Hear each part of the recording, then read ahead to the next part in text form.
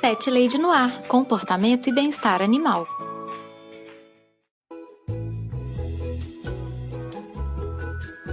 Olá, Pet Lovers! Aqui é Carol Barros e você está ouvindo Pet Lady no Ar, seu espaço para falar de comportamento e bem-estar animal. Se você tiver alguma dúvida sobre o seu cachorro ou o seu gatinho, entre em contato comigo. Você pode me mandar um e-mail em carolina@thepetlady.com.br ou me encontrar no Instagram e no Twitter com o nome de ThePetLadyBH. Vamos conversar! O tema do podcast de hoje é provavelmente o assunto mais polêmico que eu já tratei aqui no Pet Lady no Ar. Pelo menos é muito polêmico para quem trabalha com comportamento animal. Talvez para os tutores essa polêmica ainda não tenha chegado. Eu vou falar um pouco sobre a teoria da dominância em cães. E na verdade, não sou nem eu que vou falar. Eu recebi um convidado super especial aqui, que tem muito mais experiência do que eu e que vai conversar um pouquinho comigo sobre os detalhes da teoria da dominância, sobre o que é o mito, o que mudou nas últimas décadas, e eu acho que vocês vão gostar bastante desse papo. O meu convidado é o Caio Mansur. Ele é educador canino e ele é cofundador da Educando, que é um centro de bem-estar canino aqui de Belo Horizonte. O Caio é uma pessoa muito bacana, muito experiente e que me ensinou muito nessa conversa e eu tenho certeza que vai ensinar muito a vocês também. Aguardo o feedback de todo mundo sobre esse assunto. Quero continuar o papo, porque eu acho que vai render muito papo ainda. E qualquer dúvida que surgir sobre a teoria da dominância, sobre as novas teorias de comportamento, eu acho que a gente tem que prolongar essa conversa, tá bom? Aí vocês me procuram aí nas redes sociais pra gente conversar. No final da conversa também, o Caio deixa as redes sociais dele. Então vale muito a pena vocês acessarem lá também. Ele tá sempre dando dicas sobre comportamento animal e sobre também empreendedorismo para quem trabalha com pet. Então vale muito a pena seguir o Caio e seguir a Educando também. Caio, explica para os nossos ouvintes, então, o que é essa tal da teoria da dominância em cães? Carol, primeiro para contextualizar, né? Teoria, né? O próprio nome já diz, é uma ideia que se tinha referente a como os cães se comportavam, né? Por que eles agiam da forma que agiam. E teoria da dominância surgiu em meados de anos 70, né? Que estava fazendo alguns estudos com lobos, importante informar primeiramente, um estudo que foi feito com lobos em cativeiro, e ao observar o comportamento, via muita agressão, os lobos lidando com agressão para conseguir as coisas, os recursos.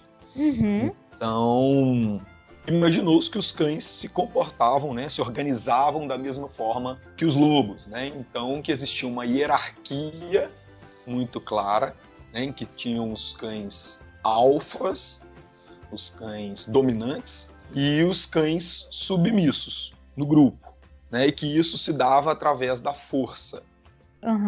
Então, essa teoria, durante muito tempo, foi utilizada no relacionamento com os cães, no treinamento de cães, para explicar o seu comportamento e para o treinador ou o tutor, né, o dono do cachorro, saber como lidar. Então, eles entendiam que tinham que ser os líderes dos seus cães, né? A teoria da dominância vem daí, né? As pessoas acreditavam que tinham que ser os líderes dos seus cães para que eles os obedecessem, ou seja, tinham que se submeter aos humanos. E também imaginavam que os cães viam a gente como membros da sua matilha, né? A organização social dos lobos. Então, teoria da dominância é nesse sentido. Os cães se organizavam sempre buscando o topo da hierarquia e aí estabeleciam através de agressão, da força, essa hierarquia. Isso desencadeou em utilização nos treinos com os cães domésticos, já treinadores e tutores estabelecendo através da força a submissão dos seus cães. Tá? Só de forma bem resumida, bem simples, assim, para entender. Entendi. Mas você falou que essa teoria foi criada baseada no comportamento dos lobos, né? Os cães e os lobos, eles têm o mesmo comportamento? Assim, dá pra gente fazer essa associação?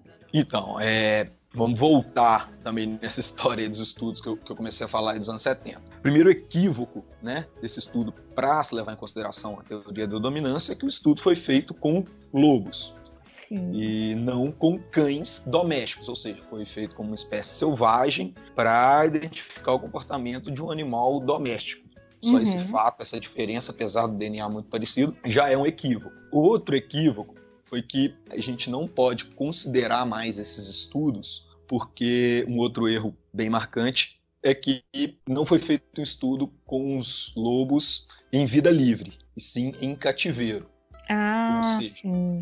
Né, é como se a gente avaliasse um cão doméstico dentro da sua casa, dentro do seu território, colocando outros cães ali, falar que esse é o comportamento padrão dele, quando ele está livre, né?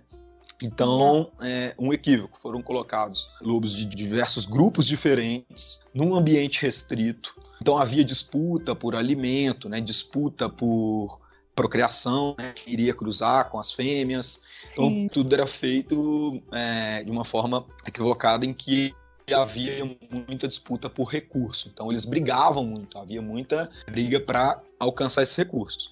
Sim. Anos mais tarde, esses estudos foram refeitos, né, com observação em animais de vida livre.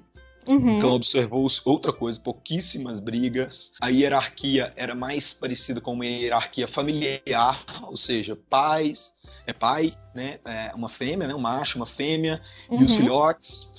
Alguns filhotes permaneciam ali, não formavam famílias, iam crescendo, formando um grupo ali familiar muito bem, essa hierarquia muito bem estabelecida, praticamente sem uso de força para estabelecer isso, era mais uma questão de idade. Aqueles filhotes que iriam crescendo e que não se encaixavam naquela situação, eles buscavam uma fêmea e formavam um novo grupo. Sim. Né? Então, começou-se a perceber o equívoco da teoria da dominância, né? Sim. Então, mesmo os lobos sendo selvagens, também não se comportavam daquela forma em vida livre. Né? A organização e hierarquia era mais próxima de familiar, e quando a gente faz a comparação, a gente percebe que com os cães é muito mais próximo realmente dos cães. Então, a gente não pode comparar o comportamento dos lobos com os cães, principalmente no sentido de um ser um animal selvagem e o outro um animal doméstico. Sim, muda muito a situação como um todo. Né? Os lobos viviam com outros lobos. Os cães vivem atualmente com famílias humanas. Sim. E aí, sua organização também é diferente, né? Eles formam grupos, muitas vezes, né? A gente vê na rua, mas são grupos que da mesma forma que se unem muito rapidamente, eles se separam muito rapidamente. Eles estão juntos, geralmente, por um objetivo rápido, ou por uma fêmea, né, que eles vão atrás, ou para uma caça, para obter o alimento, geralmente. E esses grupos se desfazem no momento seguinte. Sim. Né? Agora, por outro lado, eles estão muito mais acostumados a viver com a gente. Então, também já é uma diferença. Perto dos humanos, né? Vendo a gente como um provedor também, né? Então, é uma outra coisa que desmente aí a teoria da dominância. Sim, faz sentido. É fácil se a gente observar sem essa coisa na cabeça, né? Livre dessa ideia da teoria da dominância, que os cães, naturalmente, já veem a gente como um provedor, não como alguém a quem disputar a dominação, né? Uma submissão. Os cães dependem da gente para tudo, né? Para alimentação, para passeio, saúde física deles também, né? Mental. Abrigo. Tudo depende. Exato, abrigo. Enfim, tem muitas semelhanças, né? A começar pelo DNA, mas também tem muitas coisas que os diferem e que precisam ser levadas em consideração. E Kai, você acha que com essa desmistificação da teoria da dominância, isso foi uma coisa mais recente, né, nos últimos anos, né? Você acha que isso mudou o trato dos tutores e até dos treinadores com os cães? O que você acha que tá diferente agora? Com certeza está mudando, né? Um processo que vem acontecendo, mas tenho visto muita mudança e o que mais me agrada é porque já tem muita mudança por parte de tutor também, né? Até pouco tempo atrás era uma batalha muito grande entre os profissionais para disseminar isso. Hoje a gente já vê muito tutor com esse conhecimento, tendo esse entendimento. E o que muda, eu acho, principalmente, Carol, nessa forma de ver o cão, muda a forma como a gente age com eles no treino. A gente entendeu que não precisamos entrar em conflito para estabelecer uma hierarquia, ou seja, a gente passa de uma relação conflituosa para uma relação de cooperação. Sim. Né? Então, o treino tradicional, o treino que levava em consideração a teoria da dominância, a gente tinha que mostrar para o cachorro quem mandava, fazer ele entender quem mandava. E atualmente a gente precisa apenas mostrar para o cachorro que, diante de tal situação, se ele apresentar um comportamento adequado, ele tem vantagem com isso, né? Ele, assim como nós ganhamos pelo comportamento, eles ganham sendo reforçados, recompensados de alguma forma. Acho que isso muda tudo, né? Então, assim, o treinamento que muitas vezes era utilizado, força, né? Punição, que a gente chama de punição positiva, quando a gente acrescenta algo desconfortável ao cão para ele deixar de apresentar determinado comportamento. Atualmente, o treinamento baseado em cooperação, o treinamento moderno ou o treinamento positivo, a gente trabalha recompensando o cão por comportamentos adequados, ou seja, os comportamentos que a gente espera deles. Né? Então, o que muda basicamente é isso, um treinamento com base na força e no medo para um treinamento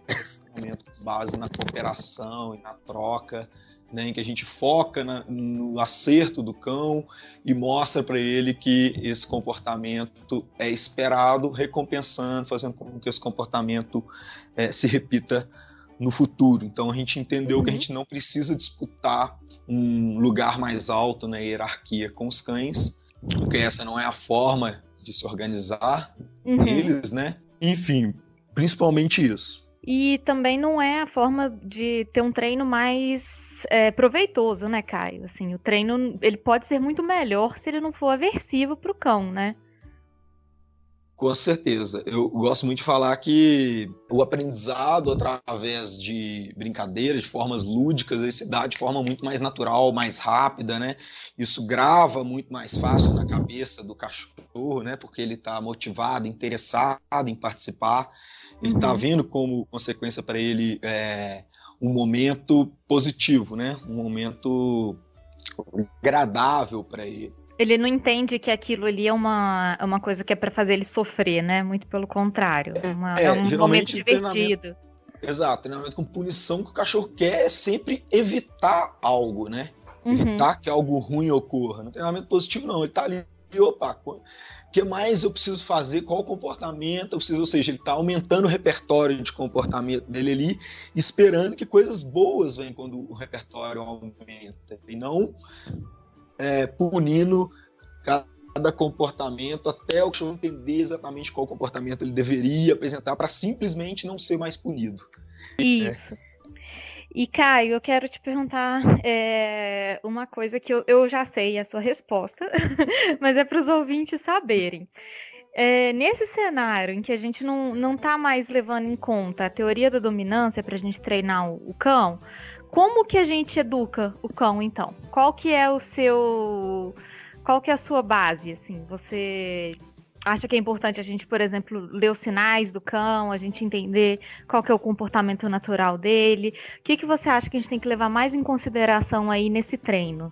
Então, são alguns pontos. O primeiro deles, Carol, é base. A gente precisa construir uma base, né? A gente precisa entender que nós estamos com animais com necessidades próprias na nossa casa, A gente trouxe ele para os nossos lares e eles têm algumas necessidades básicas. Então, antes de desenvolver qualquer tipo de comunicação, mais importante do que treinar os cães, né, também a saberem lidar com situações, é a gente atender essa demanda específica, né? Específica que eu falo da espécie mesmo, né?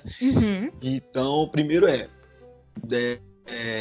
atividade física e contato social no momento certo, né? Mas mesmo quando isso não é possível, o primário deles é algum tipo de atividade física, né? Os cães precisam de estimulação física para se manter saudáveis e até para ajudar também no aprendizado posterior. O contato social, né? Os cães são animais gregários, assim como a gente, então eles necessitam estar em contato com outros da sua espécie e com os humanos, né? Os cães domésticos têm essa necessidade. Então, atender essa necessidade básica, né? Dar a eles atividade física, contato social e estimulação mental. Ou seja, como é que a gente pode estimular física e mentalmente um cachorro? Primeiro, dando mais liberdade a eles, né? Levando para situações mais naturais a ele. Ou seja, um passeio com possibilidade de exploração, que é o principal comportamento natural da espécie canina, né? Explorar. E aí ele faz essas duas atividades ao mesmo tempo. Dá opção a ele de escolha durante esse passeio. E aí ele pode apresentar outros comportamentos ou não, como perseguir algo, como buscar algo através do faro, num forrageio, seja até buscar algum tipo de contato social. Claro que a gente precisa ter um pouco de cuidado aí nesse momento, mas enfim, dar esse básico para o cachorro, garantir esse básico para o cachorro. Eu acredito que só tendo uma boa socialização, uma boa atividade física e estimulação mental, a gente vai tirar muito mais proveito da construção de uma comunicação com o cão, né, que seria o próximo passo aí, né, estabelecer uma comunicação com o cão, ou seja, preciso conhecer a linguagem que ele fala, né, porque ele conhece muito bem a nossa também. Os cães observam a gente muito mais do que nós observamos eles, estão sempre muito atentos, né. Às vezes são micro sinais que a gente dá, até de expressão facial, e ele entende exatamente, ele já sabe exatamente o que vai acontecer em seguida. Um exemplo muito claro é que a gente levanta 10 vezes do sofá. Uma vez que a gente levanta para sair, para passear com ele, na hora que a gente levanta, ele já sabe que a gente vai passear. Ou seja, eles conhecem muito bem nossa linguagem e sabem lidar com isso para conseguir as coisas, né? Sim. Então, precisa ter esse outro lado. A gente precisa entender o que eles falam, como eles falam, para poder se comunicar com eles também, para poder se fazer entendido, né? Eles já entendem, mas a gente também precisa fazer entendido com o cão. Então, conhecer muito bem a linguagem, estudar isso, observar muito, né? Então, acho que um passo aí para quem está buscando como melhorar essa comunicação, tem um aplicativo que te mostra os sinais dos cães, né? Então você pode aprender muito ali, vendo as imagens, depois comparando. Vou tentar fazer. Se eu não achar aqui durante nossa conversa, depois eu te passo, você coloca. Não, beleza, então, depois eu passo. Tem livro, né? O livro principal aí da Tour de Rugas, né? Que é os Count Signals. Muito interessante para a gente começar a entender a linguagem dos cães e depois ir para um local, principalmente sem o seu cachorro, porque aí quando você tem esse cachorro você precisa cuidar dele, você não vai conseguir observar os demais, então você precisa estar atento nele. Eu sempre gosto de recomendar muito, tanto para tutor quanto para profissionais, que vá para um lugar e fique observando as interações, quais sinais um deu para o outro, se o outro respondeu aquele sinal e a consequência disso, né? Se o final da interação foi positiva ou se teve algum problema de comunicação que acabou gerando algum problema entre esses cães. Eu acho que aprende muito e aí vai ficar mais fácil para lidar com o seu próprio cão depois, né? Porque quando a gente está observando outro cão também, que não é nosso, tira um pouco a questão emocional. Quando é o nosso cão, tem uma questão emocional muito forte envolvida. Sim. Então é mais difícil da gente entender e captar as mensagens ali e também saber se comunicar com eles. E aí, depois que você observou muito cães externamente, cães de outros interagindo, você passa a desenvolver essa comunicação com o seu cão também, né?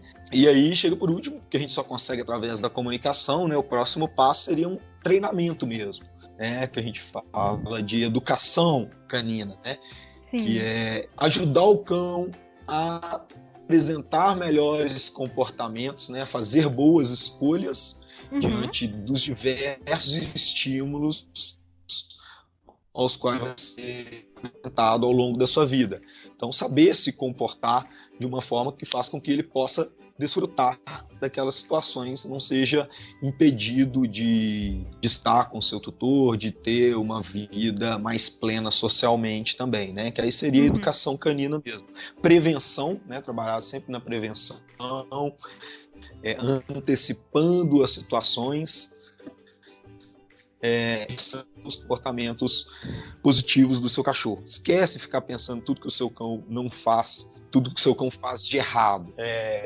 Esteja mais atento aos comportamentos que você considera adequados dos seus cães e valorizem esses comportamentos que aos poucos os comportamentos inadequados vão naturalmente. Então acho que os 3 passos seriam esses: garantir estimulação física, mental e social, estabelecer uma comunicação e educar efetivamente. Excelente. E também entender, né, Caio, uma coisa que eu já vi você falando outras vezes, que às vezes o comportamento que a gente acha inadequado, ele às vezes é natural no cão, né? E que às vezes a gente tem que entender como que a gente vai fazer aquele comportamento funcionar ali na família, como que a gente vai, né, propiciar que o cão exprima esse comportamento natural de uma maneira que seja agradável para a família também, né? A gente precisa entender quais são os comportamentos naturais da espécie, que é importante garantir para eles. Geralmente, quando a gente não entende, a gente só pune. Ele tá sendo cachorro e a gente tá punindo eles. Então, quando faca na nossa casa, quando ele cava nosso jardim, tudo isso, quando a gente não entende que tudo isso é comportamento natural da espécie, ou seja, o cachorro vai fazer aquilo, ele precisa fazer aquilo para ele se manter saudável. Sim, é coisa de cachorro, né? Cachorro é isso, né? Então, o primeiro ponto é entender o animal que a gente está trazendo para a nossa casa. E aí a gente ficaria só punindo se a gente não conhecesse muito bem os comportamentos naturais da espécie. A partir do momento que a gente conhece, a gente para de punir. Então, quando você entende esses comportamentos, você oferece alternativas para esse animal, né? Como eu falei no início, pode ser um passeio, exploração em ambiente ao ar livre, mas hoje tem ferramentas, né, que a gente chama de enriquecimento ambiental, que a gente utiliza para ambiente indoor, né? São alguns brinquedos ou mesmo itens naturais que a gente traz para que os cães possam expressar os comportamentos naturais deles naquele objeto, ou seja, através de brinquedos de dispenser de alimentos, por exemplo, que ele vai apresentar o comportamento natural de caça e de retirada do alimento de dentro do objeto, né? Ou, por exemplo, levar ele para um local em que ele possa cavar, né, em que tenha um cheiro de terra, de grama, ou seja, que vai levar ele a buscar esse comportamento.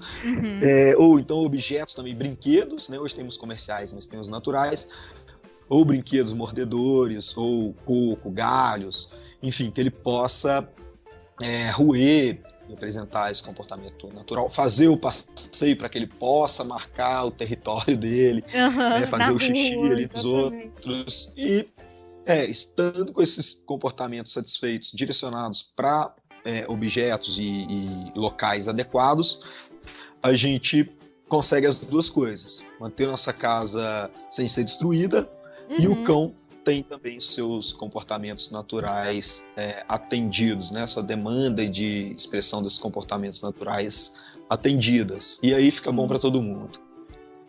Excelente, Caio. Você tem alguma mensagem final que você quer passar para os ouvintes? Você tem um ouvinte na casa dele pensando assim, mas eu tinha certeza que meu cão ele era dominante, ou que meu cão era submisso. O que você tem para falar para esse ouvinte? Assim, uma mensagem final. Vou finalizar então com a frase bem clássica, que é do Skinner, né? Que é um dos pais do behaviorismo, o principal nome do behaviorismo. Ele fala justamente isso: não considere nenhuma prática como imutável. Mude e esteja pronto a mudar novamente. Não aceite a verdade eterna. Experimente. Eu acho que é uma boa frase. É natural, tá? Esse sentimento do ouvinte, eu já passei por ele como profissional, então ainda mais sério. A minha relutância em aceitar e em mudar era ainda maior, né? Porque tava entrando numa coisa meio de ego, tipo, opa, tá falando que eu não sei de nada, que tudo isso que eu tô praticando não faz nenhum sentido. Tá criticando o meu trabalho, sorte, né? Só que eu tive a sorte de ter sido apresentado a essa decadência da teoria da dominância e a um treino amigável, né, positivo, por pessoas muito tranquilas, que expuseram isso de uma maneira muito natural e tranquila, sem julgamentos. Então é importante nesse trabalho que você faz, porque a gente está fazendo isso também com o tutor que está ouvindo. Para você se considerar culpado pelo que você já fez até agora, através de força, tentando dominar seu cão, não sinta-se culpado. É a informação que você tinha, a gente age de acordo com a informação que a gente tem. Mas esteja aberto a mudanças nesse momento. Mudar é importante, vai gerar consequências muito positivas, tanto para você quanto para o seu cão. Exatamente. Caio, muito obrigada, viu, pelo papo. Foi muito esclarecedor, não só para os ouvintes, mas para mim também. A gente está sempre aprendendo alguma coisa, né, que a gente não sabia. E fala pro pessoal como que a galera te encontra aí nas redes sociais, a rede social do Educando, que tá sempre cheio de dicas maravilhosas, só em conteúdo bom também. Ô, Carol, eu quero te agradecer pela oportunidade de falar, de compartilhar um pouquinho com o seu público. Espero ter ajudado de alguma forma. Quem quiser acompanhar o trabalho, principalmente no Instagram, tá? @caio.mansur ou @educando, que é a rede social do Daycare e do hotel que a gente toca. Beleza? Obrigado mais uma vez pela oportunidade. E, pessoal, segue lá e me chama. Qualquer dúvida que tenha ficado, pode mandar depois aí, ou pela minha rede social, ou pela Carol. A Carol me repassa isso. Vai ser um prazer esclarecer para vocês.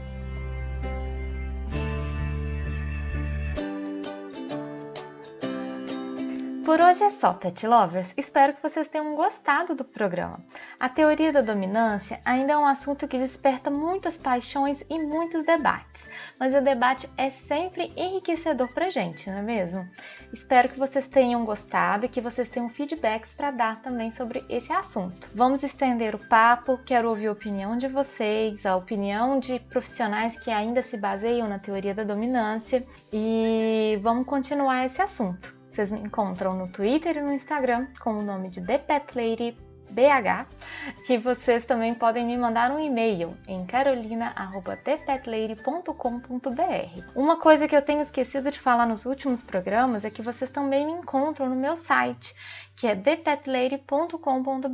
Lá, além da descrição dos meus serviços e do depoimento dos meus clientes, tem também o meu blog, onde eu posto sempre diversas informações, coisas que eu também falo aqui no podcast, que podem também agregar muito a relação que você tem com o seu animalzinho.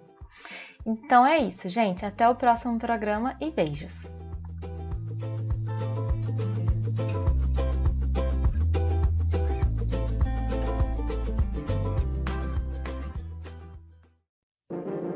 Este programa foi editado por Audi Edições.